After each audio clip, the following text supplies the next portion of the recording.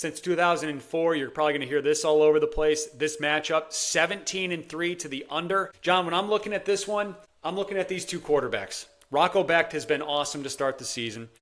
Did what he had to do against Kansas State. Had a really big game against South Dakota last week, which he should have. And then we got the Mark Gronowski transfer on the other side.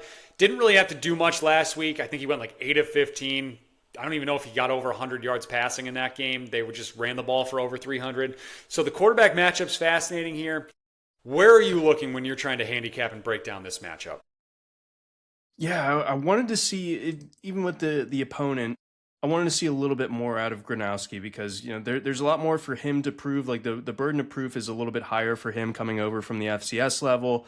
I think that if there's an expectation that Iowa is a little bit healthier and a little bit more fun to watch on offense this year, I think it has to start with Gronowski, and it didn't really look super sharp in that one. And I think it's fair to wonder if Ferentz and company were wanting to save stuff for the CyHawk game and not really like show their hand too much and show what Gronowski can do. So he's the big X factor here because Becht has been the starter for a long time and is very accomplished, very established, very, very good on the Iowa State side of things. So if Gronowski is able to get the QB run going, I think that's going to really help things as far as Iowa's concerned. I'm a little bit worried about Iowa State's defense in this spot if that ends up being the case. So I think we might, it may be sacrilege to say this and maybe crazy to say it as well, but I think we get some points in this one. I mean, you get dangled to 41.5 in a college football game, even with the history being what it is,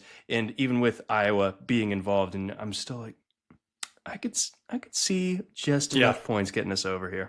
I think I just trust Rocco Becht here to make some plays where I know what I'm going to get out of him. Where Gronowski, I'm still not sure. I have more questions there. And yeah, this Iowa defense last year, we saw them give up plenty of big plays. Iowa State, we saw Kansas State hit a couple home run plays against them in Ireland. I think I'm kind of going with you there towards maybe this might be an over here. And maybe this could be a live over spot too. Like if these two teams each stall out early quick and we get this number down into the 30s, it could really be a nice live spot that I'm looking to take the over. Great angle. I like that call a lot because this isn't going to start with fireworks, but I think what will get them eventually as they feel each other out. But we could see the line reflexively go down into the 30s, like you said, at which point pounce.